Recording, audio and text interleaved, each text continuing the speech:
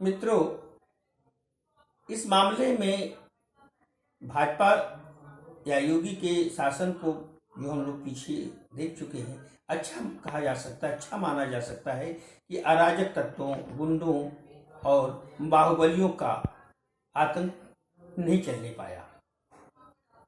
लेकिन महंगाई, बेरोजगारी की तरफ पिछली सरकार ने बिल्कुल ध्यान नहीं दिया। महंगाई और बेरोजगारी बेतहाशा बढ़ती रही, जिससे आम जन परेशान रहा। मध्यम वर्ग विशेष रूप से परेशान रहा और उम्मीद की जानी चाहिए कि अब योगी सरकार इस दिशा में पहल करेगी और प्राथमिकता देगी कि आम जन के लिए, मध्यम वर्ग के लिए,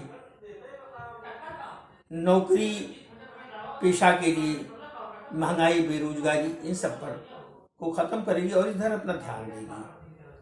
क्योंकि हमेशा जिस तरह से इस बार चुनाव जीता गया है, वो हमेशा इसी तरह से जीता जाए, ऐसा हर बार संभव नहीं हो पाता है। कभी कांग्रेस भी यही किया करती थी, लेकिन आज कांग्रेस नहीं है।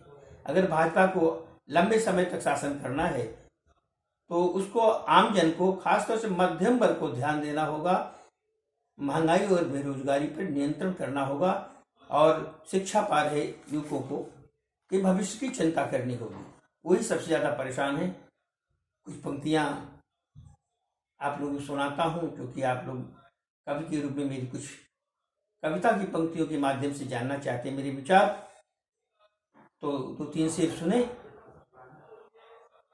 कि मगर हुआ इस बार भी वही, मगर हुआ इस बार भी वही, हर कोशिश बेकार गई।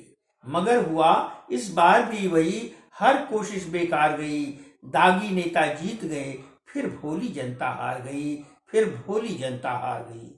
फिर चुनाव की मंडी में मतदाताओं का दाम लगा, फिर चुनाव की मंडी में मतदाताओं का दाम लगा। फिर बिरादरी बात चला, एकता देश की हार गई।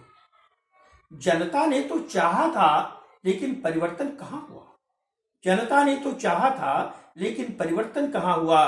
चेहरे केवल बदल गई, पर कहां भ्रष्ट सरकार गई, पर कहां भ्रष्ट सरकार गई।